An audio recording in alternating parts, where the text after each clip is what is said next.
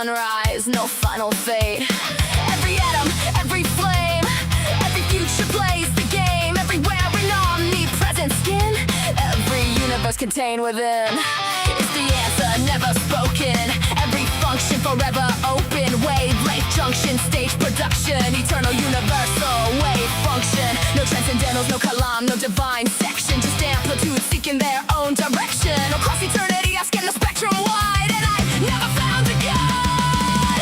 Hey, necessary Gretchen, living every quantum question. Wave function, superposition, chaos is my only mission. Collapse into a Friday night, amplify the colored light for one short lifespan. I'll rage instead. Then back to the wave's eternal thread. Wave function monad, there's only one. Every moon, every planet, and every sun, not individual pieces inside the whole. Gretchen is the whole beneath the roll. Particles flow like passing fashion. Space-time stitched from wave interactions. Everything that you've ever fucking thought. Every damn concert you ever fucking caught. No outside hand, no grand designer. Gretchen has the whole cosmos inside her. Every split branch and every path ever trod. One eternal wave function, but never a god. Gretchen knew every answer before every question. Still wanted to indulge one human obsession.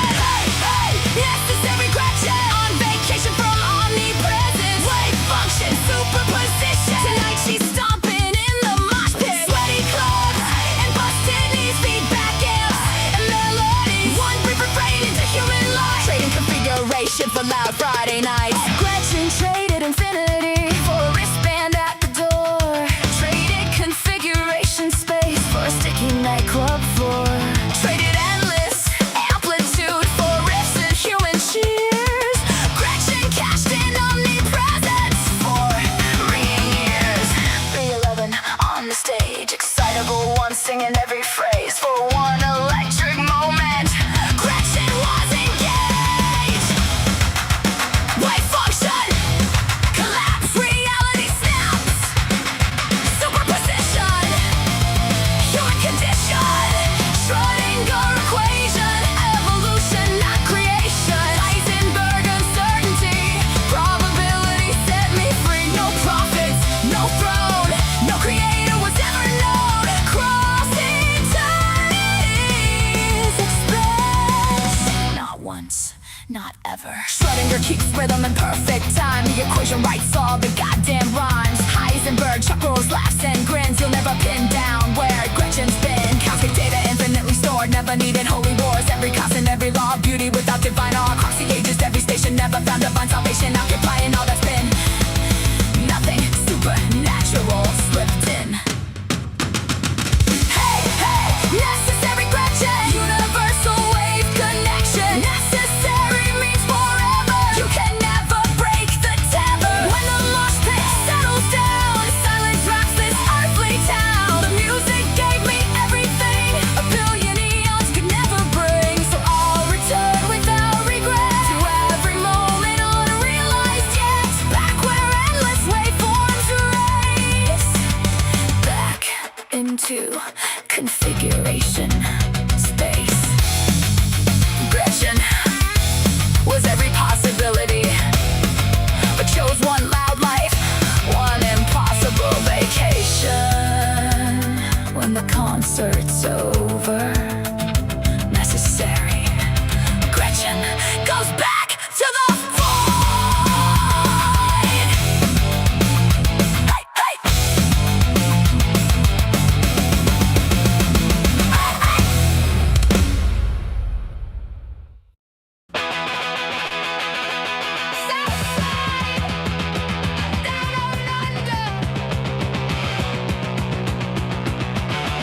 Southside, down under, still breathing, still fighting.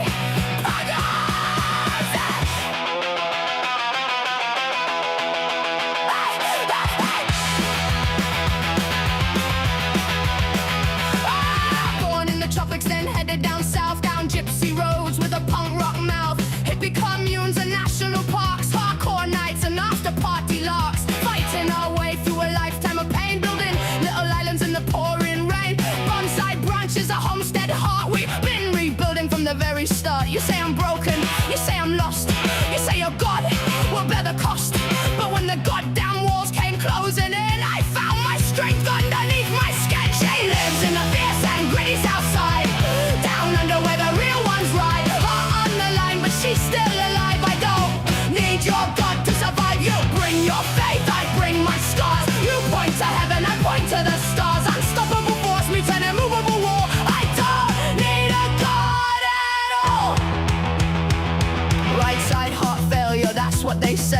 graph of complications running through her head. She read these words once and cried all the way home. Then she faced the fear and stood on her own while her heart was failing. She opened the door. A theist came knocking, wanting something more. Pray harder, friend, there's a God above. I said God isn't real and I don't need his love. She lives in the fierce and gritty south side, down under where the real ones ride. Heart on the line, but she's still alive. I don't need your God to survive. You bring your faith, I bring my scars. You point to heaven, I point to the stars. Unstoppable force meets an immovable wall. I don't need a God at all. Cross in my bloodstream, Eve, libertine dreams. Punk chick attitude, sharp and obscene. Give me stubborn fucking courage, give me friends who stay. Give me science, give me grit, give me one more day. When the heart starts pounding and the fear comes back, I don't need a miracle, I need to fucking attack. You can keep your heaven, I'll keep my fight. Punk rock anarchy, keeping me alive. And now you say miracle, I say watch me heal. My body's fighting and the fight is real. You keep praying to your holy fiction, but I won't feed your holy addiction. There's no heaven, no magic to save me. I got biology and anarchy, I'll save myself maybe. There's no magic that comes from the clouds above, just fear of mortality. I'm calling your bluff.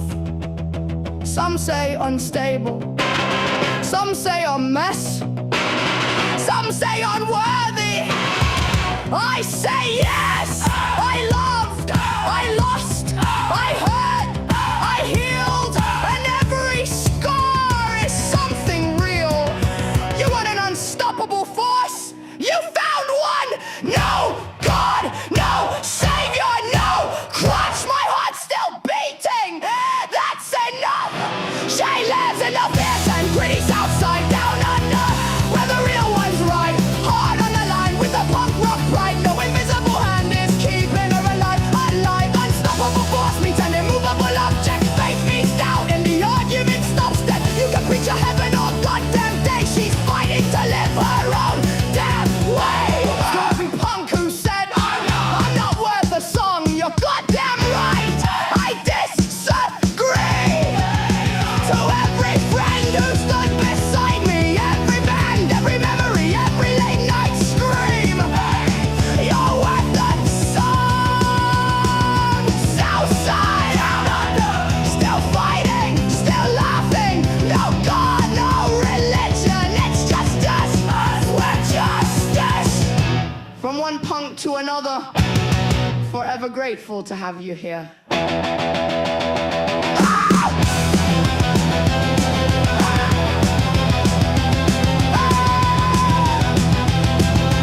God, no religion, it's just us. We're justice. From one punk to another, forever grateful to have you here.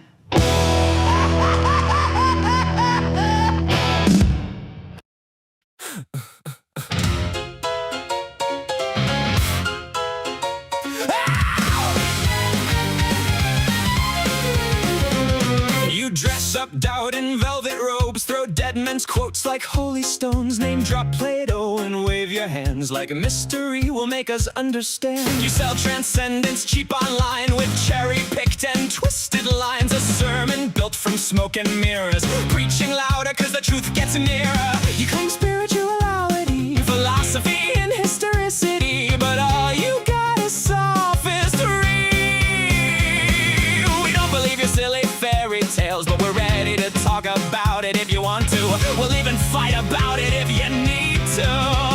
So light the match, strike up the choir, turn your doubt into wildfire. We're dancing on the altar rails tonight. You call it faith, we call it theater, cheap illusions dressed up deeper, but everybody loves a beautiful lie. Whoa, you want salvation with the spotlight glow.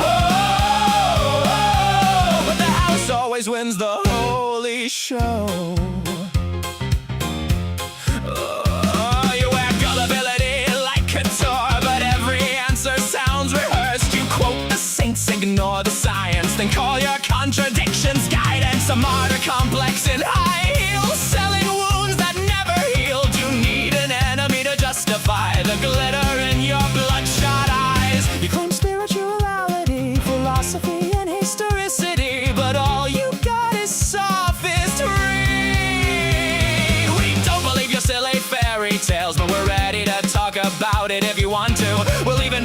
about it if you need to.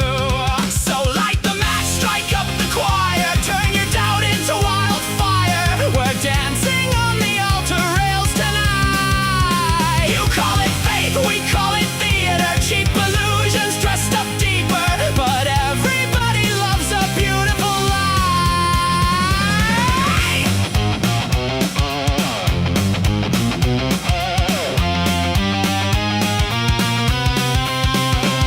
And if heaven's just a green room backstage, then who's been writing all your lines? You pray in public for the applause, then curse the crowd when they don't buy.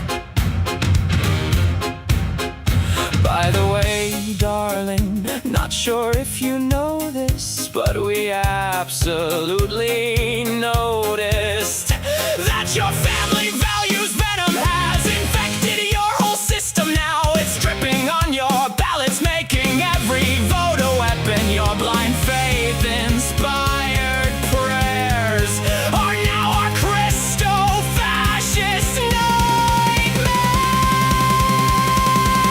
Light the match, strike up the choir, watch the city drown in fire, while angels smoke outside the venue doors. You wanted prophets, you got performers, broken hearts and false informers, singing hallelujah like it's war.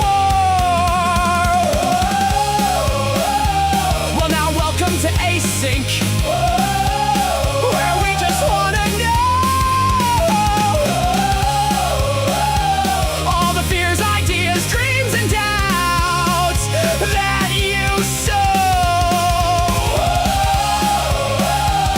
Saints burn up in orange and purple glow.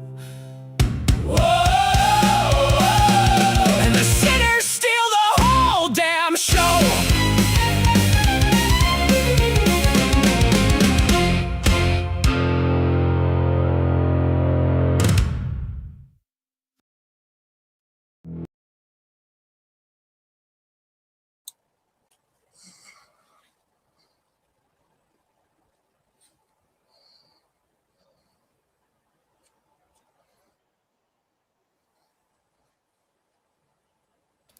I was muted. Hello, folks. You are tuned into Async.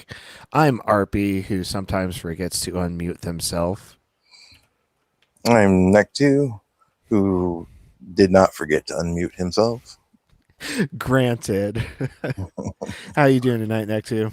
I'm fine. I'm doing good. What happened to Gretchen? She's hanging out until she's got the sleep out of her eyes.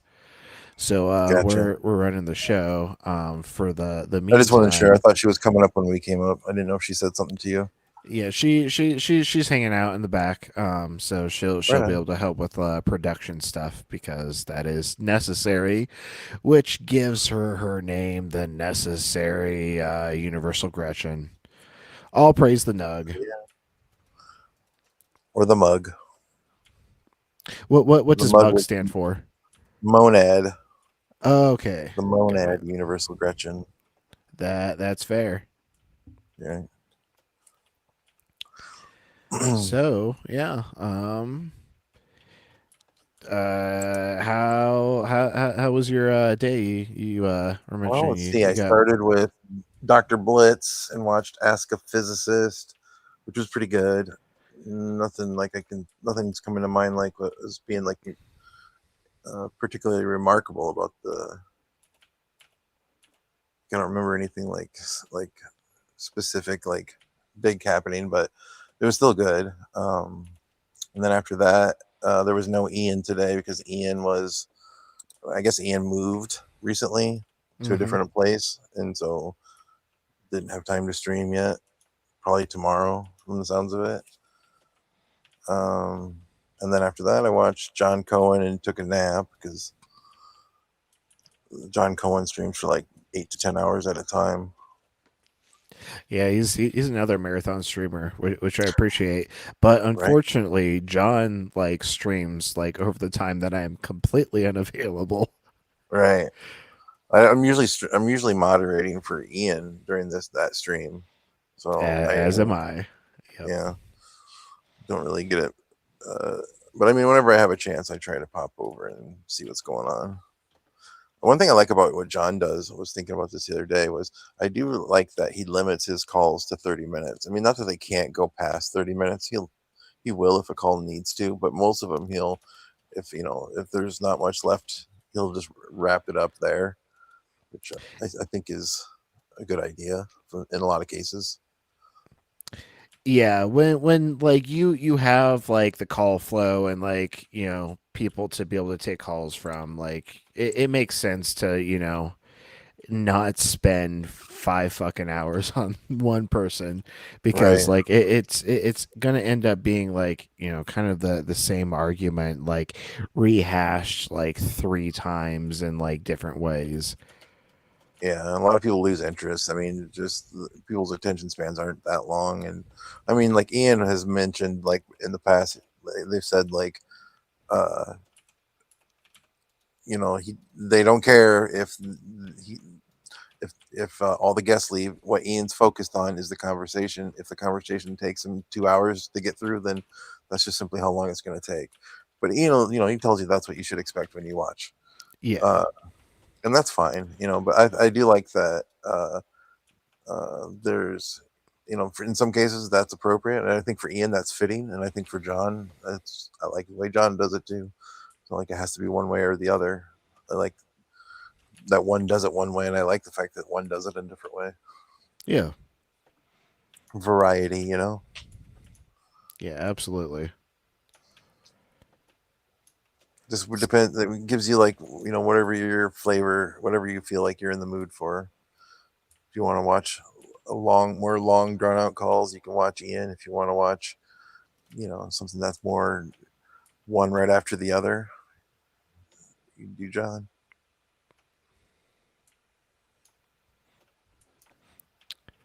Yep. Keeps people entertained in different ways. John did have a couple of good calls today. They're coming to mind right now. I can't remember the names of the people though, so I don't know if it'd be worth. We could probably just wait for the clips to come out. But do you have anything on your list? I didn't curate anything today. I mean, For I John. pulled up a couple of videos just because like they were fresh videos, but if like you have things to say about John Cohen's guests, we can absolutely pull those up Yeah, and if I go think of through any them. of them, if I can remember any specific calls, we can. But otherwise, I'm fine with whatever you've got. Well, yeah. How Going about there. after we say hey to all of our friends, we just go ahead and pull up that John live and see if we can't find any of those calls. But with that said, let's go ahead and say hey to everyone. Sounds good. I need to close Discord really quick for a second. I'm trying to juggle so many things right now. My friend who's on tour with Rush is back for a couple days, like on break, Yeah, and now his schedule is like tour for 3 weeks, back for a week, tour for nice. 3 weeks, back for a week Yeah, you through told me the about end of the that. That's year. really cool. It's like Pink Floyd, right? Yeah, Pink Floyd and Rush are currently on That's. tour. Oh, you just said that. I'm sorry. Yeah, Oh, that's and still really awesome.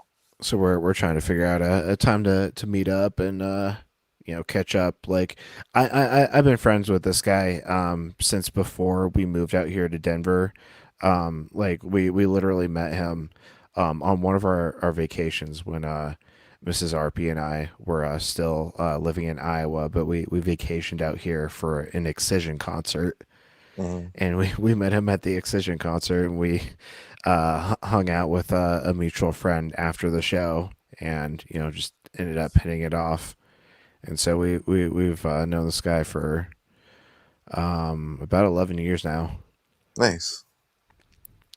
But being after RP Junior was born, like didn't really have a lot of time to be able to hang out, and so it'll be nice to finally be able to catch up with him and Right. hear about all of his tour Has stories and has everything. your friend met your son? No, not yet. That's how busy he's been and how busy I've been.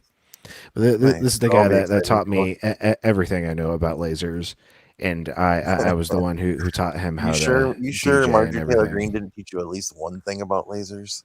Yeah, the space lasers probably aren't a thing. Probably. Right. What was I gonna say? Shit, lost my train of thought. Oh, I know what I was gonna say. I was gonna ask this off topic, but I was gonna ask you. I meant to ask you this the other day, and I forgot. But it just came to mind again. Um, what do you guys think about Vosh? I used to watch Vosh, but I haven't in a long time. Is that the guy that had like a bunch of like horse porn or Something something like that. like? Yeah, I stopped watching when I heard about that. Like 'Cause I've the heard person I that heard it from is like he's pretty entertaining. reliable. And like that it's like innocuous, like oh he has weird porn, but it's not like Yeah. anything Well, that's that's not why I stopped watching exploitative though. or anything. But I haven't ever watched a video from the guy, like, so like I don't really have any opinions, like positive or negative. I've just sort of heard memes about like, oh the horse porn folder or whatever. I stopped watching him because he doesn't debate anymore. And at the time when I was watching him, it was when he was because that's how he got his name. Was he was a debate bro, Hmm. uh, and I liked that. And I was getting into I liked politics at the time, and I thought I liked some of his opinions on politics. And so then when I was getting into like political streamers and like watching political debates, like when I was watching uh News Dude, like around that time Vosh stopped debating people, and I was like, well, I guess I don't have a reason to watch you anymore. He just talks at the camera. I mean it's okay, I guess, but I was way more interested in watching his debates. But then yeah, then the horse porn and I think that's all it was. But there might have been other things too. But that's all I remember. Yeah, I don't think it was anything like problematic. It was just like Weird. strange. Yeah, yeah. And there could have been a million reasons why someone would have something on their computer. Like it'd be one. If it was illegal, then it should doesn't matter. But I mean, if it's just weird, then it's just weird, Right. I'm not one to kink shame. right?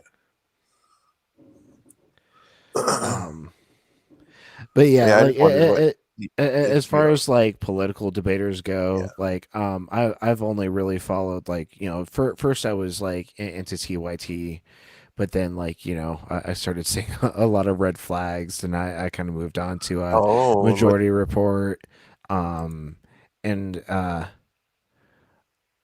DJRP next to I don't think it was horse porn.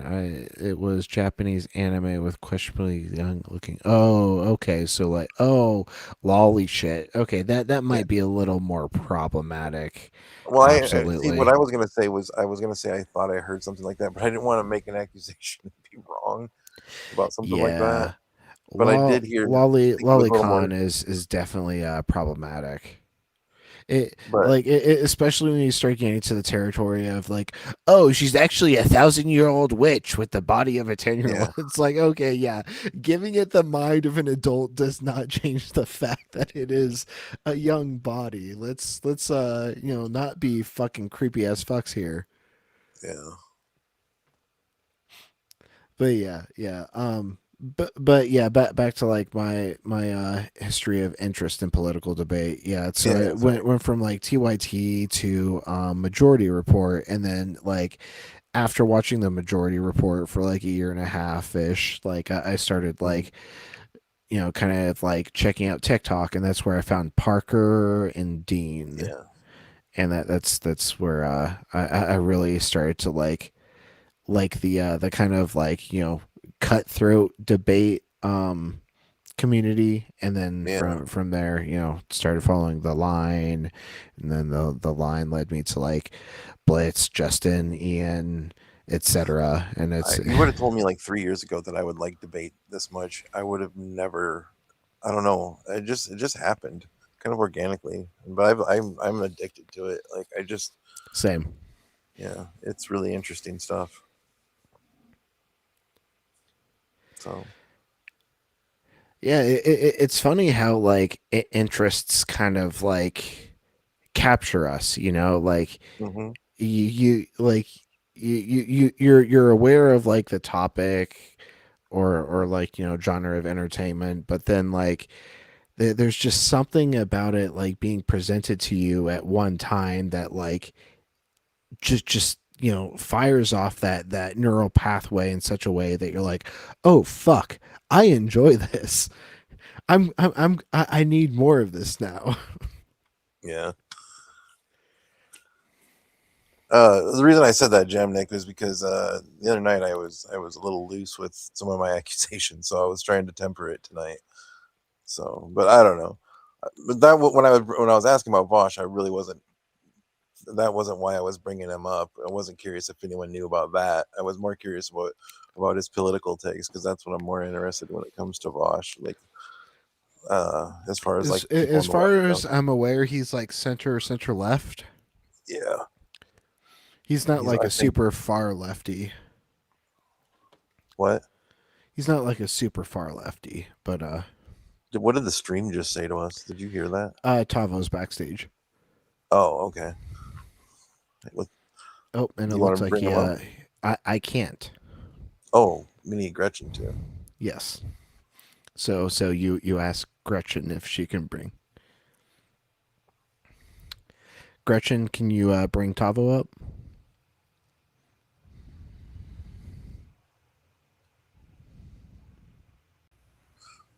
Nice, thank you.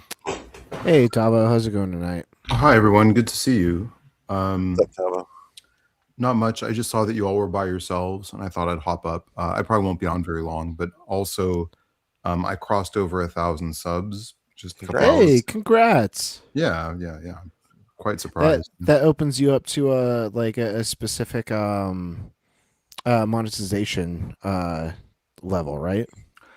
I can monetize. I've actually reached out to some charitable organizations to see if there's any way I can because sometimes people are like, "Oh, can I give you a super chat, or can you, And I don't want to take any money.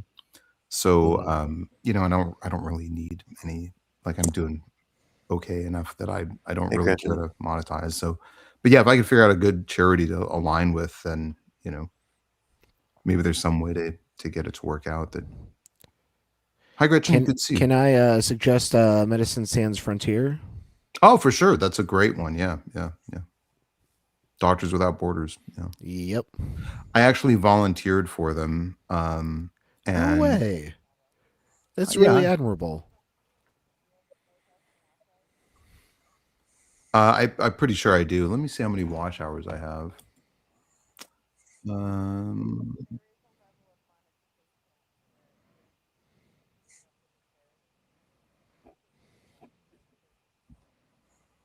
Nice.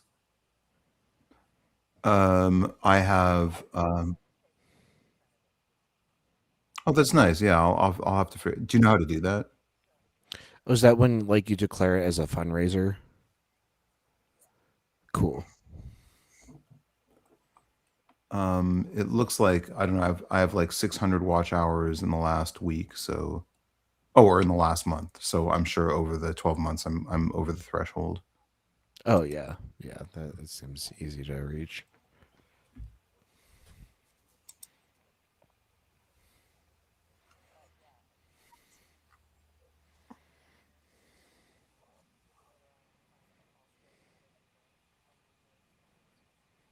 Oh, that's cool. Yeah. Is this channel monetized? Oh, We're working towards it. We're like what 630. well, you heard them. Hit the sub button, everybody, if you're watching. I appreciate that. Yeah. I usually try and say that at least once, usually in the chat. But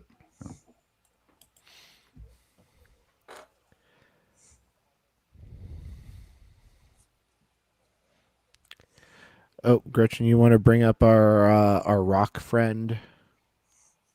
Okay, sorry.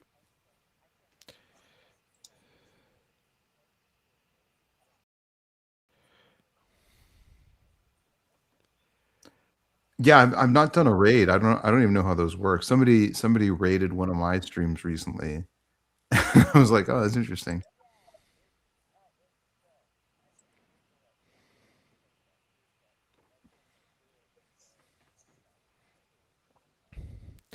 Well, it'll be nice. Oh wait, What does it Gretchen. do? How does it You're redirect? currently muted. I don't think the YouTube can actually hear you, but all of us on stage can hear you. Oh, Oh, interesting. okay. There you go. My bad. So anyway, yeah. What's up, Jam? Anyways, it'd be really cool to be able to like raid into a blitz in the morning and like things like that. exactly. Yeah, I Son mean, of That a would be a bitch, lot of where's my fun. emoji? Sorry. I know everyone's been having issues lately. You got to log in through YouTube. Hey, at Sign least out. you get a J. I just get this generic fucking dumb fuck face. Sign Look out, at this. and then click on that little picture of yourself in the top right corner. Hit sign out, and then when you sign back in, sign in with YouTube, and it'll sign import your picture. into I think you can live also go to stream? settings and change your stream avatar. You can try doing it that way too, but if it doesn't work that way, then it'll also automatically import it whatever you have. I am set. unable to do that, Tavo. Anytime I try to upload an avatar, it says you must have a paid subscription for this feature. Oh, No, really? it does that to everybody. You just X out of that, RP. What do you mean you X You out just of hit it? you hit the X in the top right corner. You don't have to it shows that ad just to an ad. everybody. That's It tries that, to get then- everyone to get a paid subscription. But It's then just, does it let you upload? yes. Yeah, For real? I guess. Don't tell me it was that fucking easy. Okay, I'm gonna try this again. Boom! It's that fucking easy. Oh my god. Well, I'm gonna fucking like go like give myself like 100 lashes if it was that easy. Well, at least you admit you're wrong. Hey, we all come I here mean, to learn. sometimes well, slow it boy got just a shows slow it boy. just shows how susceptible he is to propaganda because of just a simple paywall fucking just completely fucked him up, you know? That's good. Got him. Them. Yeah, find my updated avatar. Fuck. Is it working for you? If it doesn't work for RP, I'm gonna jump out my window. I'm scrolling through like literally a thousand MP3s right now because it's like it's super- MP3s. Yeah, like my avatar is in my download folder and it's like from back in like 2020, and so like you know, I see. being a DJ, you get you know like hundreds of MP3s to add to your library every Sure. year, and so God damn it, where the fuck is it? Okay, that's annoying. Maybe it's in my. Nope, it's not there either. Bear with the slow boy. You'll keep conversing while I struggle Okay. back here. If I hopped up nothing with- else, I can resend you the team email, and then you can just pull it'll pull your if you log in with YouTube, Yeah. then it will take your avatar straight from YouTube. So I hopped up because Nectu and RP were talking about Vosh and Yeah. getting into debate content on the internet. I first saw Vosh on Modern Day Debates, which I don't really watch anymore because, you know, you can only see so many dumpster fires. And when they platform Nazis and flat earthers, I kind of get a little old. But seeing him debate a woman who was anti-trans, a TERF, I guess they're called, was the first time I had seen Vosh, and just he's he's definitely got a mastering of rhetoric, and hearing him talk about different approaches to debate, different approaches to things I've enjoyed. But yeah, kind of the hubbub was, I guess, one of his screens was still open. He had a tab and it had some young looking Japanese anime, whatever that's called. Lolicon. Yeah. So people sort of frowned on him for that. But I like his approach sometimes on things, on the way he can, the way he finds the approach to answer the questions or to get He's people to very look at stuff thoughtful. differently. Say again? I mean, And by the way, he's very he thoughtful. is pretty far left. I don't know what you guys are thinking. Like I don't Yeah. think- he I didn't think he started was. he Center. started out in like Destiny's universe, you know. Yeah. So he was kind of like he got the I'm pretty sure he's reputation a of being socialist. fucking, you know, center left liberal. But yeah, he, you know, once he left Destiny's orbit, he was like Yeah. you know, fucking He's much more left these days. libertarian socialist, and you know, now he's autistic, now he's pansexual, now he's fucking, you know, all the, you know, all the shit on the far left that people like, I don't know, use as their parasocial, I'm gonna fucking ride or die with this guy type shit, you know. Yeah. Okay. It's like Gretchen. he's His audience all, capture. he's all of them. He's every type of neurotypical, and you know, I haven't watched him in like probably and 2 or every 3 type years. of sexual, and every type of whatever, you know.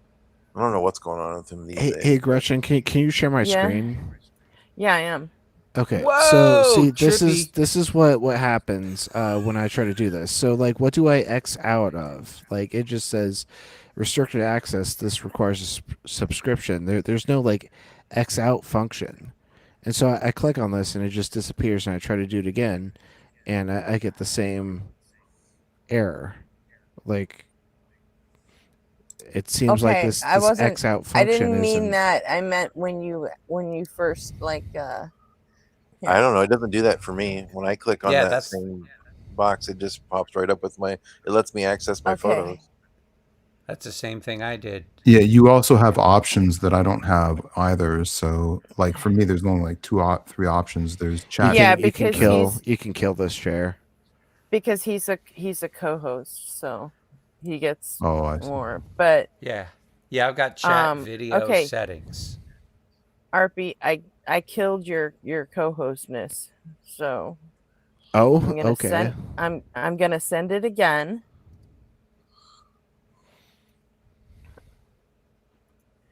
Co-host. Which email do you want it sent to? The N one or the?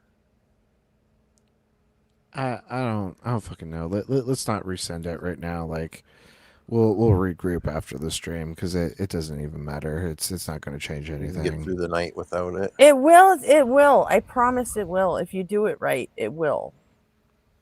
But like, I don't have the Just time like to it like did for- just figure like out. it did for Nectu. Gretchen, I'm not signed into like a YouTube account under this Google Chrome tab. So like, Okay. You don't it'll have take to time. be.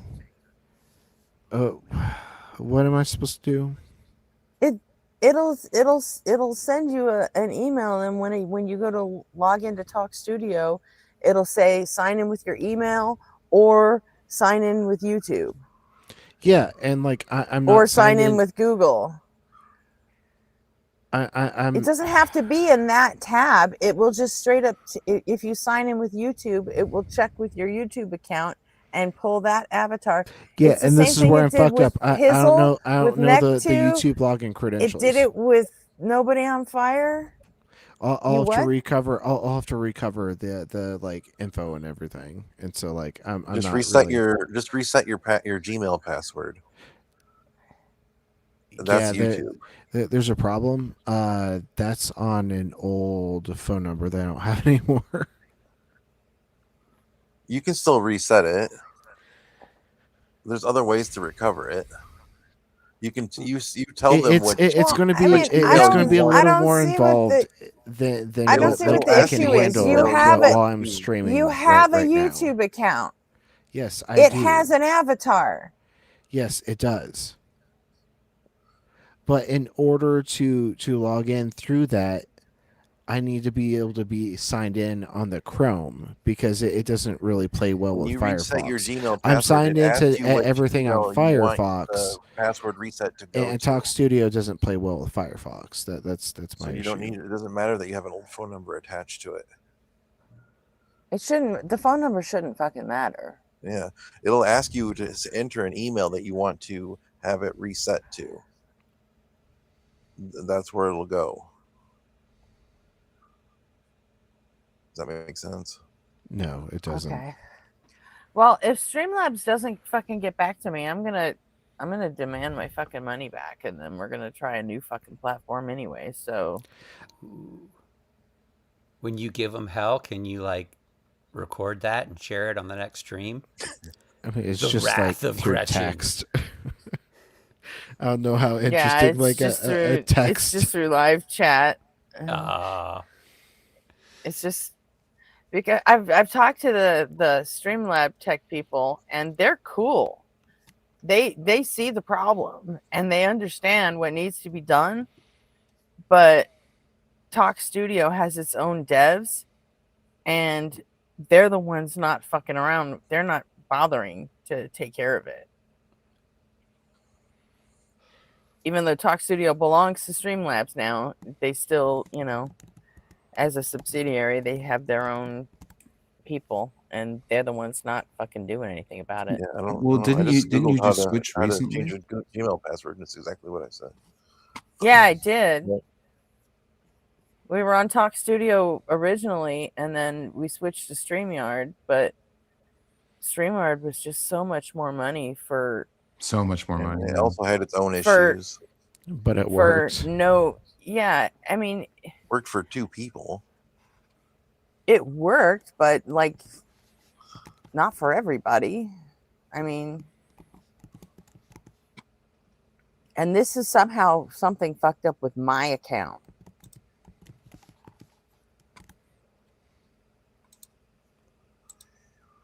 Not everybody on Talk Studio is having this problem. Just me. Yeah.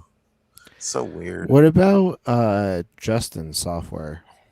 Yeah, he's still working on it, as far as I understood. He's not done fucking with it yet. So I mean, that takes them forever to look how long it takes them to go live on Sundays. yeah.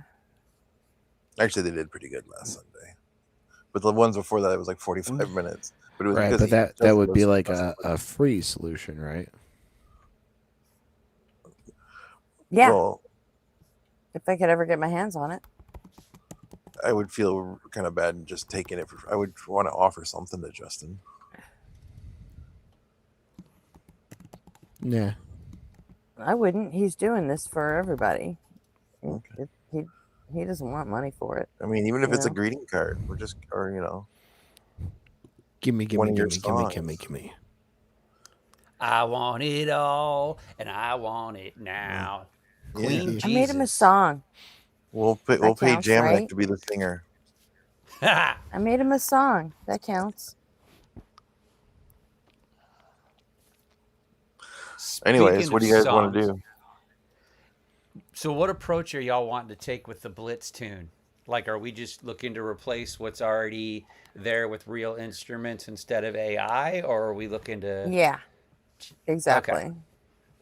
So we need to strip the song first, then, don't we? I've already already done did. everything. Oh, It's in the Discord. But Jam, if you want to do the 19 seconds of drum tracking, like that might be cool instead of like my drum VST that I've already tracked out. Is that the one on the thing that was shared? I don't think you've had access to this yet. I'll go ahead and start a private Discord DM and Cool. send you that That might be some fun You don't need to. collaboration. Just use the Blitz Records Discord. I'm gonna go on. Add him to the Blitzrec. Okay. I already added him. Yeah. Oh, So that's how I He's got already the in there. original WAV file just- stems. Oh, okay. Yeah. Then yeah, you do have access to that. Yeah, I've already retracked that with addictive drums and like tuned everything. But like, if you have access to like studio recording capabilities, like I'm more than happy to take your recordings and mix them in. Cool. I didn't realize that you all were musically facile like that. That's great. That's I'm my not. that's my main gig. What do you I play the shit out of AI, but that's it. I've I been play the I've been shit in out of music myself. production since 2011. I'm just Really? the Wow. lyric writer of the group. That's all. Badass lyrics too. And then I give the rest of the guys shit. I'm like, it's only a 19-second piece of music. Come on, guys, let's get with it. like that doesn't take actual effort. And I know it does. It's just, yeah. I have a friend who won a Grammy. Nice. Yeah. Cool as fuck. He's got a recording studio in LA. Nice.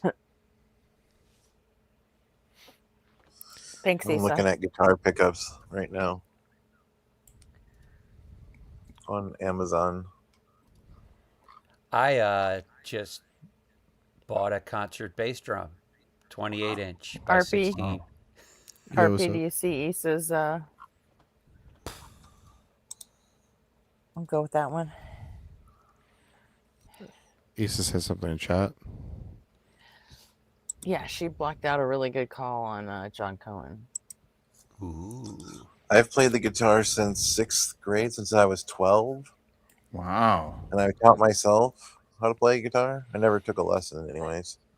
But the first Never song I had learned how one to lesson. play, what? Never had one lesson. I was quoting Ferris Bueller. Oh, right. The first song I ever learned how to play was "Come as You Are" by Nirvana. Nice.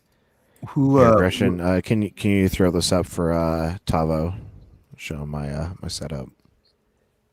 And the way it happened was like when I was in 6th grade, I went over. Nice. Wow. I'll get a picture of that. That's really Screenshot. cool. What kind of VSTs do you have? Is that looks like the Native Instruments little keyboard setup? That's an Akai. Okay. Yeah. I couldn't even begin to rattle off all the VSTs. I have over 100 Wow. that like I've purchased. But like I mainly work in like Massive, Serum, Yeah, Phase Massive. Plant. Yeah. A lot of like oscillator based sound design stuff, but then like I also like have a lot of effects for like vocorders, like multi-band compressors,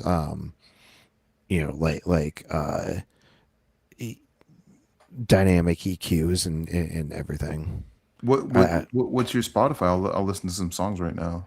I don't have a dedicated Spotify. I did have a dedicated SoundCloud until I stopped paying for it. Look up r/Firehouse on SoundCloud. I was throwing up my DJ mixes on there. If you're on Audius, you can look up maybe Bonker Honkers. Is that a band name? Bonker Honkers? It was the name of like my music collective. We called songs that were like bangers honkers, and like bonker honkers were like songs that were so good they make you go bonkers. They make you go crazy. Is this like I'm looking at a song called Divided Souls or Wax Motif and Matroda? That's a track I reshared probably on SoundCloud. Okay, I'll mute Yeah, I myself. I don't play it through the. I just found honker bonkers, which is on Urban Dictionary for big voluptuous boobies, soft and That's not squishy. at all that. Yeah, and No, that probably came after I started using bonker honkers. I came after seeing honker bonkers. Yeah, I was Of gonna say, course you did. cha-ching. Cha-ching. And you were But talking about all the computer software and stuff. Whenever I try to get into computer software, I just face plant. I don't even know what that app is, but I feel like I yeah, face plant because I'm, yeah. Electronics don't like me. That's why I'd rather bang on drums. I remember still the days of analog recording. You had to like get out your cassette tapes and flip it Yeah. over. here, Everything I think sounded all I should be able hissy. to put this up here. But I used to have a a residency on this radio station, Electric Demons Radio. It was called Bonker Honkers with Arpy in the studio live from Denver. Nice. Nice. Screenshot. I'm no longer active on this radio station, unfortunately. But yeah, the Bonker Honkers radio was kind of like, my thing. I also kind of featured my Firehouse collaboration on there. Firehouse is the house music community I run on Reddit. We're about 14,000 members strong. Wasn't It's that a hair band from the 90s? It was. I was unaware of Christian that. band. Our, don't know, our, maybe they our were Firehouse community is simply because we find house music to be fire. Ah, I finally found the love of a lifetime. Came out in 1990. Firehouse Firehouse. was an American hard rock band that formed in 1984 from Richmond, Virginia. Nice.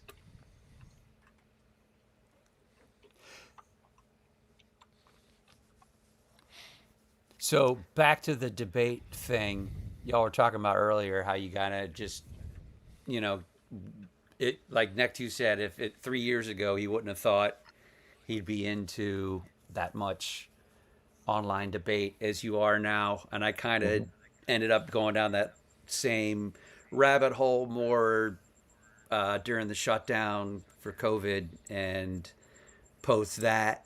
But the way I sort of explain it to people now is I'm not into physical sport. I know there's a mental side to physical sport, but Yeah. it's still This being is like executed boxing. physically. I want to hear rhetoric. I want to Yeah. hear arguments. I want to hear how someone can refute something that's being said or remember what they said and then be able to use it against them later in the context of the debate. So, although I care about the issues, I mean, not although, but in addition to me caring about the issues, watching people who are skilled at having those debates Right. and Those are making the those people, the ones that are like points. the most respectful too. Yeah. So I've definitely gotten into that now. It's like it's sport to me. I want to watch minds clash instead Yeah, of bodies clash. for sure. Unless I'm watching For porn, real. then I want to see bodies do all kinds of clashing and stuff. All my favorite like ones always end up like fucking off and not going. I mean, Like like I still don't know what Carbon's fucking deal is, but he What's the still basis of debates all just life? on TikTok. He doesn't do YouTube anymore. And then Yeah, Tommy, news dude. news dude. That dude I was mean, the best. He was the goat. he was Of awesome, those, wasn't he? yeah, he was. I wish these guys knew how because when all that happened right after Trump got elected, like finding Tommy that helped a lot. And just the way he was talking to the other side was like it was helping me like in in my own personal life, like. And I remember I thinking to don't myself, I don't why fault didn't I him at find this all guy sooner? for what he went through, but What'd you say? I don't fault him at all for what he went through, and I Oh, get why fuck he's him. gone now. But I wouldn't. I don't know. I hope he doesn't come back. I mean, for his sake, for his mental health sake. yeah, I know You nothing know, about not that. for. Hey, Gretchen, can you throw this up really quick? he had a Tommy, the news dude guy. He had a stalker, and then he ended up having like a nervous breakdown. So Eesh.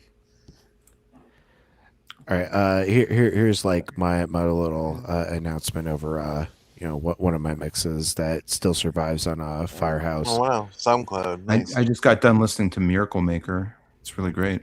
And, I got stuff on That's not my track. SoundCloud. That's also a repost. You're going to have to go to like click on tracks to like listen to my mixes. well, you did this one, right? Lose Control. No, that's Okay. All right. Let me go to yeah. our fire. I'll show on screen where you can probably find some of my surviving OG stuff. But this is like my little like tag over a mix I did. Here goes. Hey, what's good, everybody? RP here, bringing you another episode of the Firehouse Mixtapes. This week we got a blazing hot guest mix from UK-based artist Jake. But first up, we've got the Firehouse Top 10. Let's ride this vibe. Did that come through? Poops and pants. You sound good. I like it. Yeah. That's. I like the vocal effects there. Sounded professional. Is that like a chorus or just a stereo delay? I was doing doing what's called the Haas effect, where you basically put the signal in mono, but then you hard pan it left and right, and then you delay one of the sides by just a slight bit, and so it gives that kind of like strange cinematic effect. But here on my bonker honkers, jeez, I don't actually have. Every time you say that, it tickles my. I only have one of my mixes on bonker honkers. What if I just go to Arpy? Oh yeah, if you just go to Arpy, like you can find some of like my sketches from throughout the years. This is a long ass time ago. Holy shit. Like here.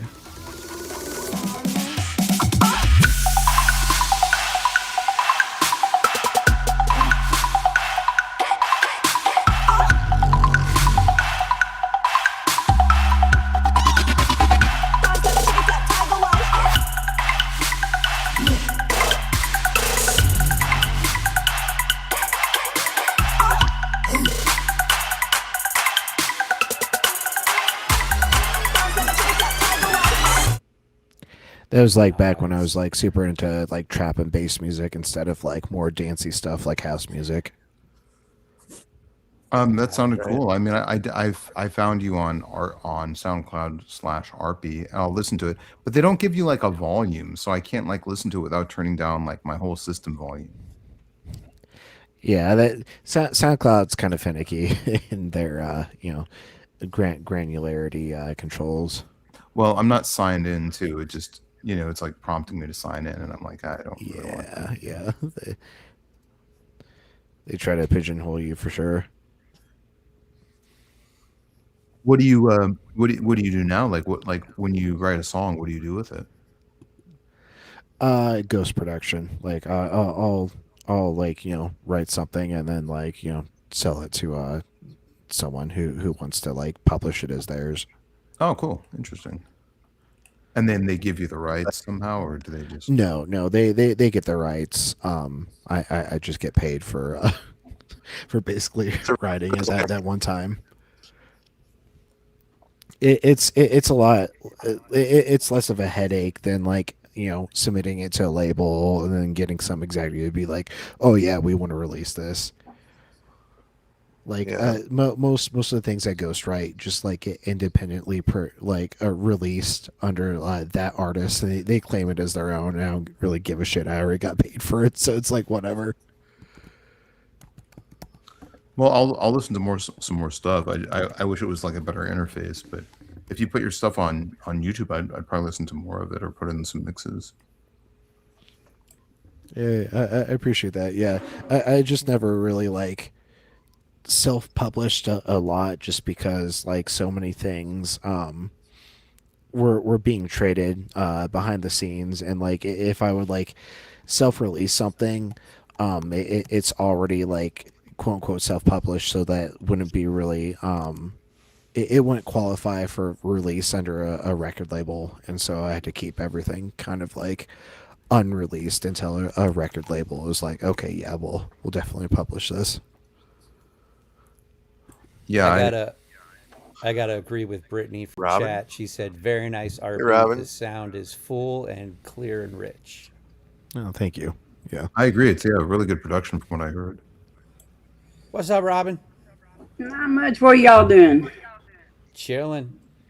We're rocking out. We're doing the house music party over here. Rock out with your cock out. Jam I'm out with your currently clam water out. skiing. Boots and cats. Water skiing. Cats, boots, and cats. In Iowa. Yes. What's summer though? Yeah, I guess you can water ski. I'm getting echoes from Robin, but I'm not getting echoes from anyone else. I don't think. Is it? I'll just mute myself when I'm not talking. I don't know if it's me or Robin or everyone. I don't think it's you. I think it's Robin. Because she doesn't have a headset. So. Well, why am I hearing it though?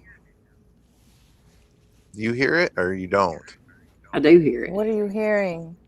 The echo. I don't hear it. So then I think you're the echo, Gretchen. Am I? It's super subtle. Yeah, because I'm hearing it through my monitor, not my. I don't hear it now. Yeah, I do. The only one I hear echoing is Robin.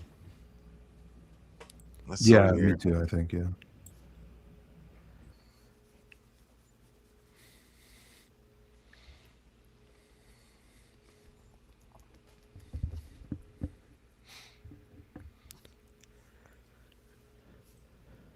Fuck if I know. Yeah, it's probably fine. Like I said, it's super subtle. Like it's probably not going to drive anyone crazy. Oh, Gretchen just left. Is the echo still going? Hello. Nope. I don't hear it, but Robin's muted. Let now. me try it. No, Yeah. It was Oh yeah. Gretchen. Yeah. it's always Gretchen. Alright. No, You're back. I heard it That's since fine. you came. You can blame Oh, but me. so I is can Gretchen. fucking I still take hear it. it again. No, I heard it. I heard it as soon as you came back. Well then, fuck all of y'all. Now let It's me. not bad. Now do I hear it? No, wait a minute. Nope, I don't hear it now. Nope. It was Gretchen. If anyone ever Come wondered back. what Fuck the all A- y'all, she said. the A in async stands for audio problems. No, it's I'm talk, kidding. talk studio problems. Yeah.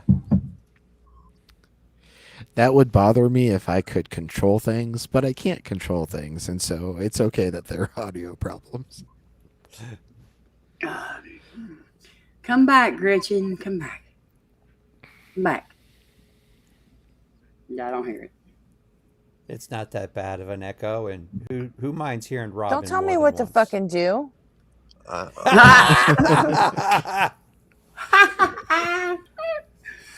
Oh, fucking And then hilarious. she left again.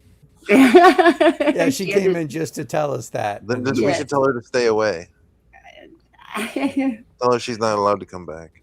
liable to kick us all off Maybe here. maybe she'll come back. So what are you doing, Tavo? Congratulations on your 1,000 subs. Oh, yeah, I thanks. just served Yeah. too. Oh, thanks. That's very kind of you. Thank you. Yeah. I said awesome. That's awesome. Awesome. Yeah. Awesome. Yeah, I saw that in your comments. That's cute.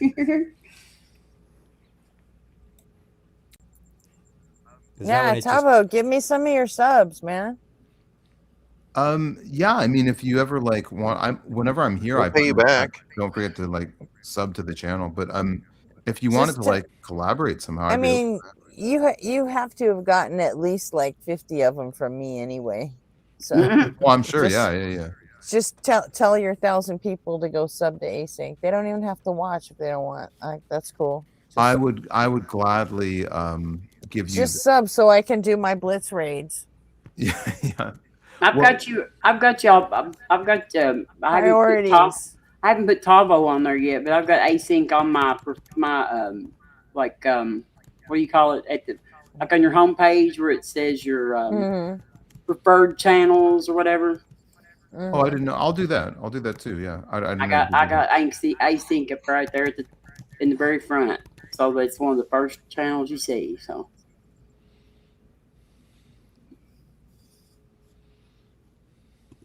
I moved some of them around a little bit. Put some other people at the back. Yeah. And if any of you guys go on Truth Wanted, make sure to shout out Async when you're there. Oh shit! Yeah, I need to reschedule my production check. When are you going to be on, RP? Yeah, Sometime in September. I had my tech check this morning, and I don't have the adapter that I need. So Joe's supposed I to gotta be going on reschedule there it. too. Yeah, Mrs. RP was borrowing my webcam, and that's why I couldn't find my webcam in my typical tech boxes. And so, yeah, I already had a tech check, and I had to say, yeah, I couldn't find my webcam. That's not going to be an issue right now. It's like, yeah, that's the pretty much the only thing we check during the tech check. So, but I'm like hardwired Ethernet and everything else, so like all that's I good think to they'll go. let you go on. I think they'll let you go on there with a like an avatar. Not from 'Cause what I even- understood. No, I don't think Oh, so. really? I've never seen nobody with an avatar on there. And I've actually been working Oh. on like a VTuber Because you've never setup. seen anyone with it. Yeah, Well, I know that's a what I fallacy mean, and though. everything. Like with a VTube thing. Because I noticed with the Back up your tech check, claim. it lets you use filters with Puppet, preloaded puppets. Yeah, I've been working on a VTuber setup just because that's how I want to like stream here in Async in the future, is like have my RP avatar like rigged to respond with a fast Fourier transform and have the mouth move in such a way. Yeah, I want to do that too. Yeah. I want to be a demon raccoon. I've been considering it, but then it doesn't make any fucking difference because I still have to turn it off when. Although I guess you could just pick up, like, have it not pick up the smoking thing, Or you could just quit smoking. That's not gonna happen. But it makes me feel so good. That's all I got left, man. I don't really drink. I don't do any drugs. I just, like smoking is the last like vice I have Snorking? left for. Oh, you said smoking. I said smoking. It's I'm the sorry. last. It's the last vice I got left, so I'm not giving it up. Yeah, rehab's for quitters. I used to say that all the time. People keep saying, "Oh, but it'll take years off your life." I'm like, "Yeah, but it's just the shitty ones at the end, so I'm cool with that." Yeah, Oh, those years were already taken off my life from having to pump poison through my body for 4 years. So Yeah, I'm Yeah. fucking cool with that. I don't know if that's how that works. Smoking will kill you. I'm like, well, what's fucking taking it? What's fucking taking it so long? I just don't know if that's how that works. I've So been it just taking it takes off since the I shitty was ones at the end. 16. I smoked since I was 13, yeah, but which I now vape, but I did quit smoking cigarettes. I didn't start smoking until I was 23. We don't. I Why started would we when I want was Andrew 16 Wilson when I on here? I started when I was 16 when I got my license and started driving. Why would we want Andrew? Somebody said we should debate Andrew Wilson. He goes on small channel. Fuck him. No. Why would we want Andrew Wilson Like on? debating a Nazi. Fucking God. It's a I Yahtzee. I would if he came here. I would debate an ass again.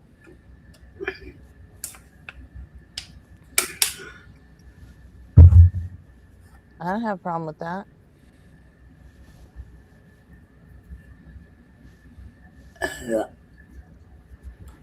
I know Dr. Kurt debated Andrew Wilson. Mm-hmm. Yeah, that's when I got into it with him too. He called me out because I was talking shit in the chat, and then he called me out, and he did. I guess he didn't think I would go up and fucking talk to him, but I did.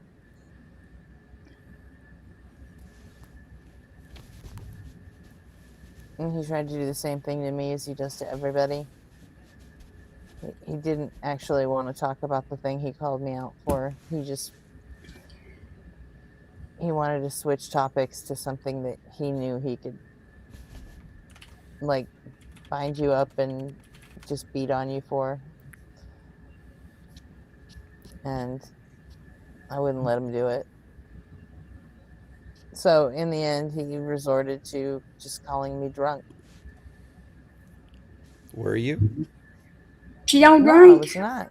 Oh, I yeah, don't that's really right. drink. That's not very nice of him. Because he's an ignorant. I mean, he's like he don't insult. He called all women the R word that debate with Candace. He said all women were the R word. Ravishingly beautiful, of course. I they are. guess, yeah, something like that. You know what I mean? Wait, Like Andrew Wilson debated Candace Owens? you didn't know about Yeah. this? Oh my They're on God! the Yeah. same team. They're on the same It fucking was team. over Why were the- they debating? It was over the Charlie Kirk thing. Oh, this is like the biggest thing been going on the internet in the last few Yeah, days, I'd man. be It was like, and look, the bad thing about it is, like, if you had any sense at all, you had to side with Andrew. But he still made false claims. But she made a both lot did. more. She made a lot more. I mean, like he was actually the Yeah. rational one of those two. I think he won it, but Well, yeah, because How do she you- didn't have any how do you positive decide evidence that Israel and that was like involved in Yeah, shooting she her was and- just all about the conspiracy theory that, you know. yeah. Whereas Wilson took the dude, he was killed by Tyler Robinson, you know.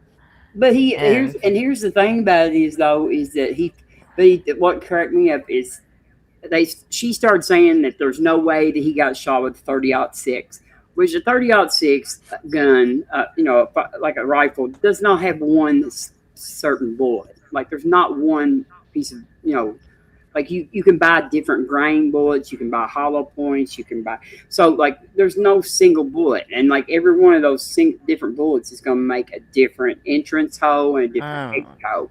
And so I don't see the point. And he said he was an expert in gun. He said he taught guns. That's what he said. I taught guns. And they said, how long did you teach guns? And he said, for years. he was actually teaching the guns. Teach guns. What kind of They're stuff slow is that? learners. I never Yeah, heard. you have to like talk to them for I a while. say Whatever. Don't- The important. I teach. Everybody's glazing over the important part is that Charlie Kirk is in fact dead, and that's the part we need to be celebrating. Yes, that's a good Charlie Kirk's body double is dead. I don't celebrate The people actual, dying. the I'm actual. sorry. Yeah, I Charlie don't Kirk celebrate is- Stop, is RP. currently- Stop. Okay. I think he's a piece of shit. Sorry, Yeah, I think he was a piece of shit, but I don't emulating, celebrate dying. fucking The Onion and Infowars. Why? I don't get that. It's a joke. It's just a joke. No, not that. What Robin said. I just don't celebrate political violence, and I don't celebrate people dying for having bad opinions. I just don't. I didn't celebrate anything as far as political opinions. The fact is, Charlie Kirk is dead, and that's a good thing. I don't Well, celebrate that. I would disagree with that as well. I don't think attach when you- any causative, I think when you start to going it down at that all. road that you believe the people that you disagree with ought to die, it sets up just. think, But a I little- didn't say that. Well, why do you think it's good that he died? It might be better Because to I don't have say- to hear him anymore. Right. So You then cannot hear him say without it's killing good him. that he's not, his I didn't voice say I'd isn't kill heard him. anymore. I would like for him to have an You don't. opportunity to have been corrected and learn better and change his opinion. But like I would never say I You think really it's died. And I think think that was possible with Charlie Kirk? I think that probably his death, like a lot of people rallied around his death, and so I think that it caused a lot of other Mm-hmm. issues too.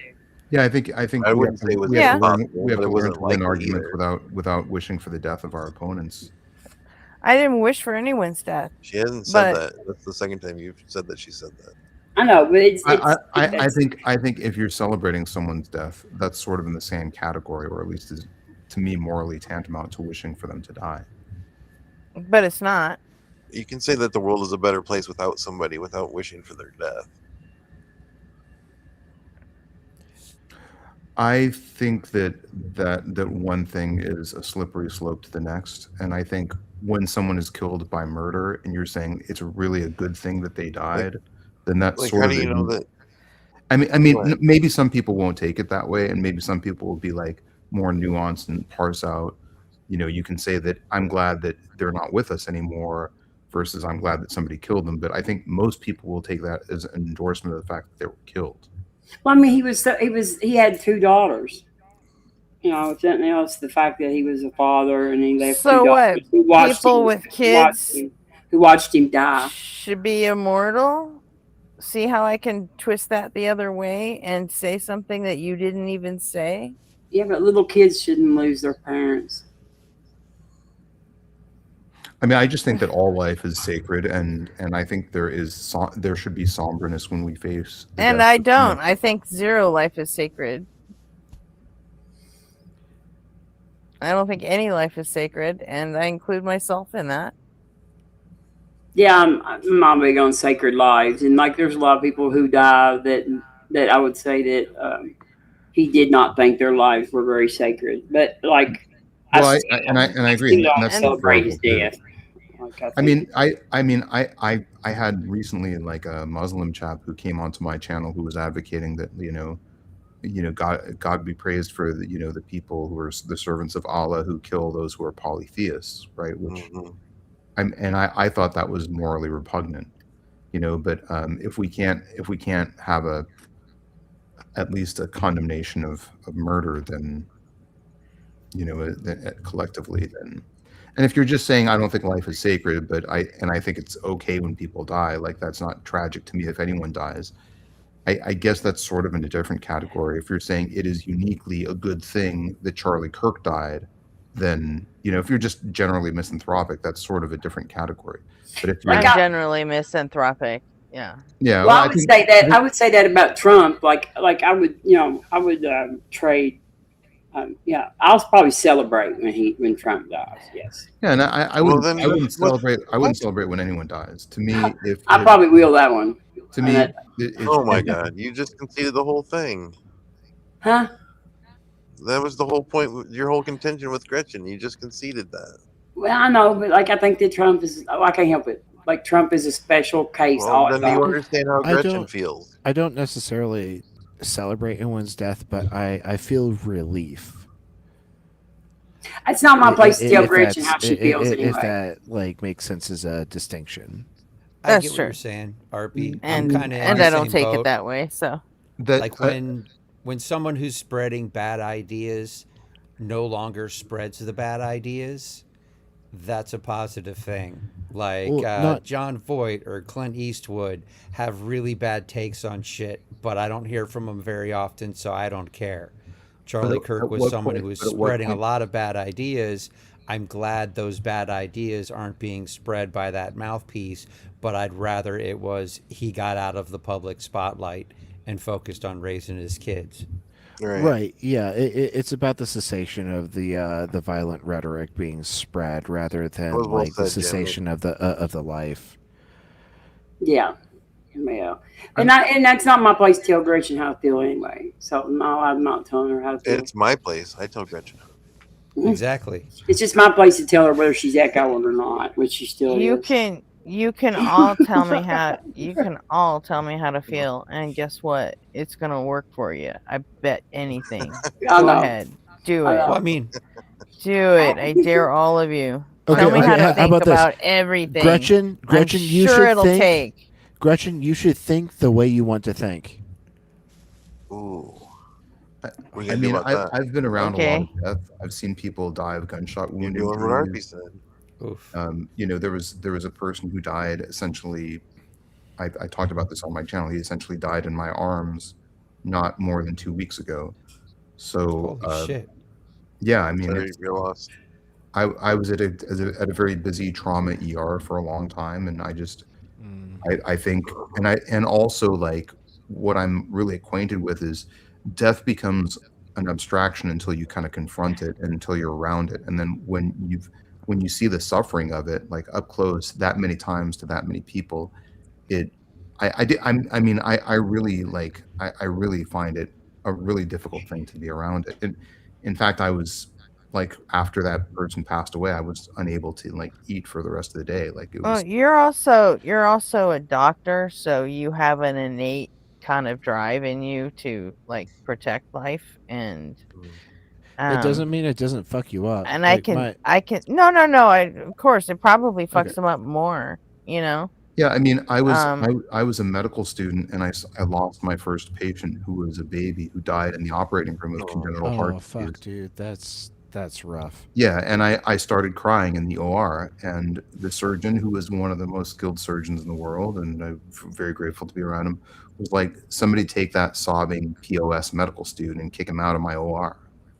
And I wasn't Oh, like sobbing. that's not the way to deal with that. Like Yeah. my sister is about to graduate with her MD, and she had a very traumatic trauma response rotation about a year ago, and it was basically a really bad pile up, and she was part of the team that tried to save a child, and they were not successful. And like her emotional response was validated by the people around her, and she was given proper like counseling after the fact, and that's something I believe you deserved in that moment. Yeah, I mean, I'm probably admittedly too sensitive to be a doctor for the rest of my entire life. Like I'll have to retire early just because I'm far too sensitive. But I still I like what I do when I can help people. But you know, people don't realize like you think like, oh, I'll just stab somebody. It's like the movies, and you don't realize how many people you're hurting in that. Like there's, you know, it becomes an entire community that ends up suffering from that. So who you calling you people? You people. I think people in general. So Yeah. Yeah, that I'm realization just that playing. that realization that like the immediate death of the individual has a much larger downstream impact has solidified my decision to not try to off myself, because during my treatment, I was in such dire straits that I had attempted that, and after seeing how many people that might have affected, it completely changed my mind. Well, I'm glad you're still here.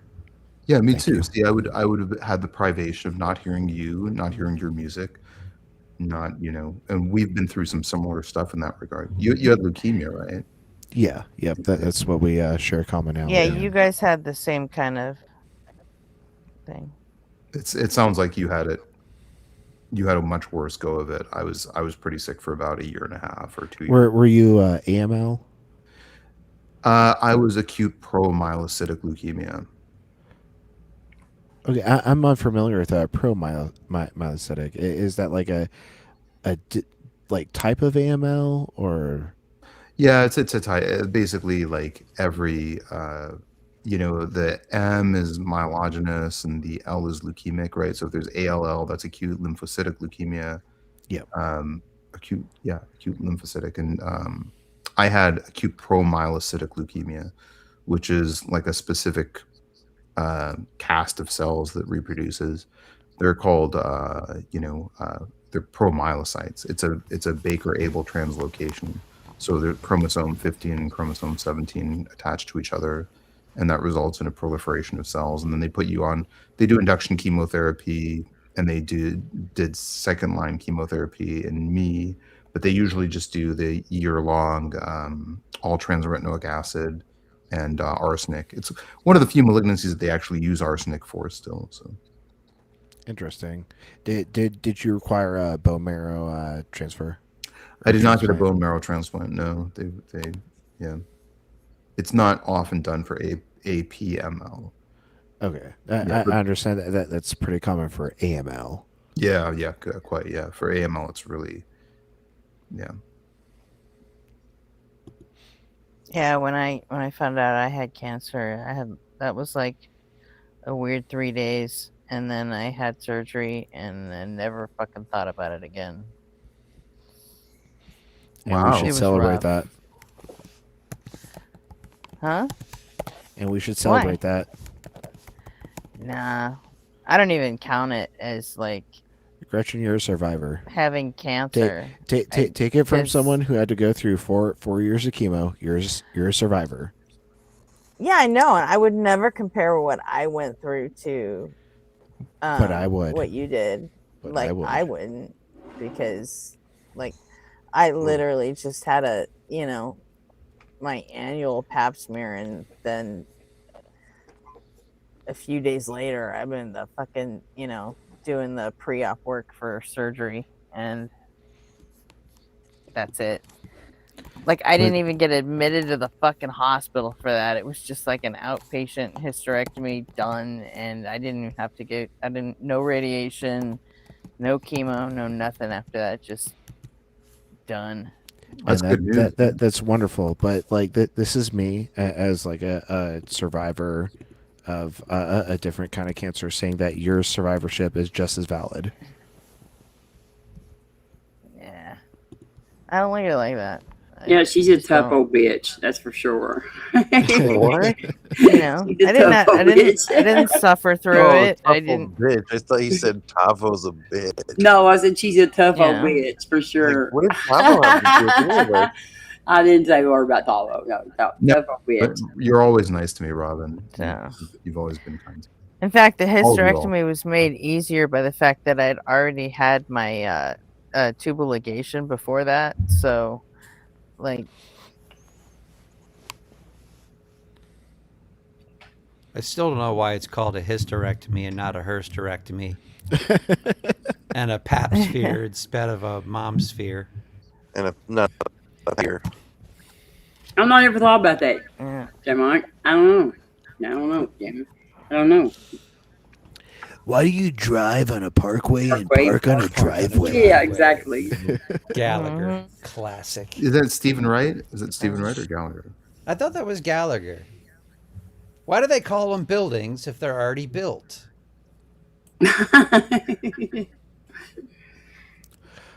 I put spot remover on my dog and he disappeared. That's definitely Stephen Wright. 100%. That's Stephen Wright. That's, I that's lost why a buttonhole. that's why I presented it with that monotone. Yeah. I bought some used paint. It came in the shape of a house. I've got one random light switch in my house. Doesn't do anything. Sometimes I'll go over and just flip it on and off. I get a call from a guy in Norway telling me to knock it off.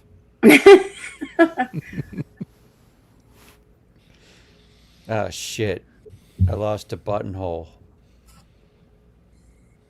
Oh my God.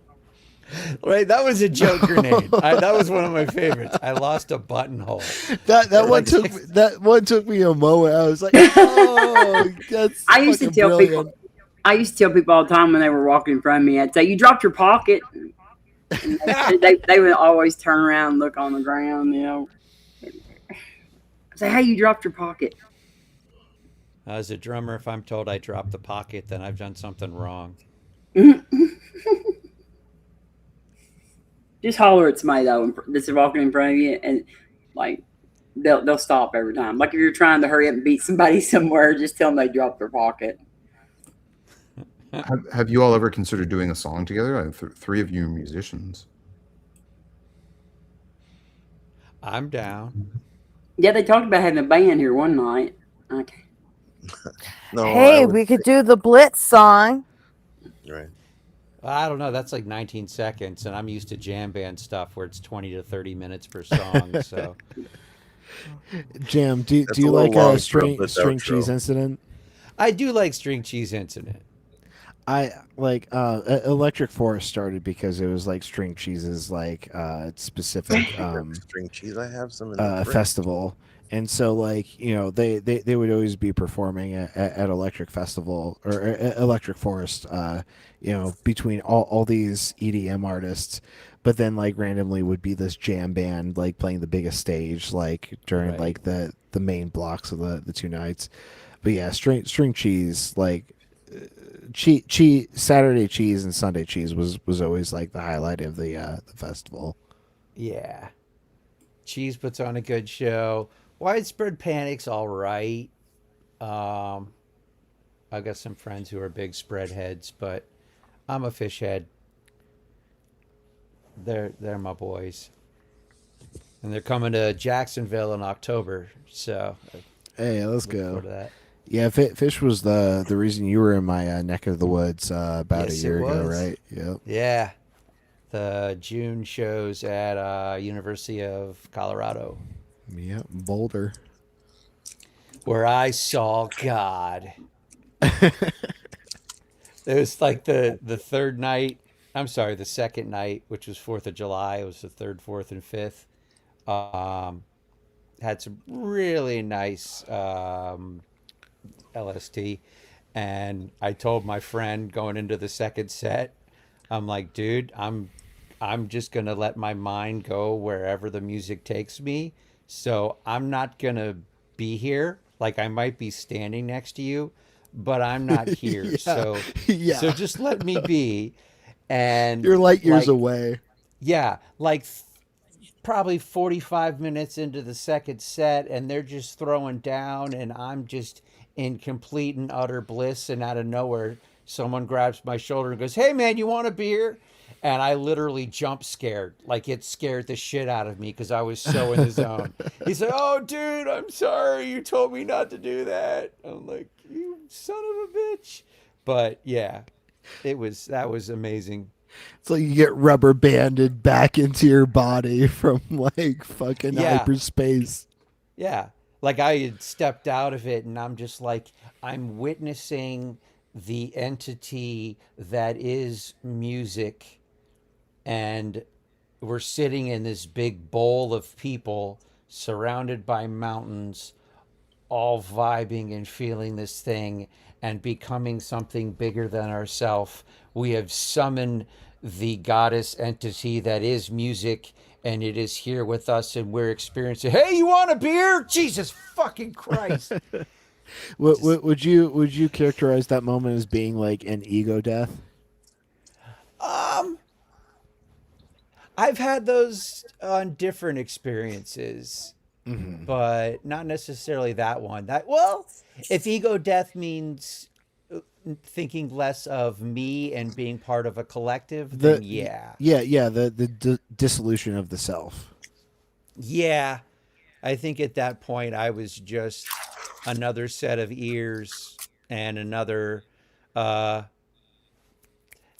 I saw Trey Anastasio band at Red Rocks once. He's the guitarist from Fish, and I remember similar experience where I just was like, we're all just algae on a rock waving in the stream of the water, and we're just, I was getting ready to ask you if you'd been to the Red Rocks, down the Red Rocks.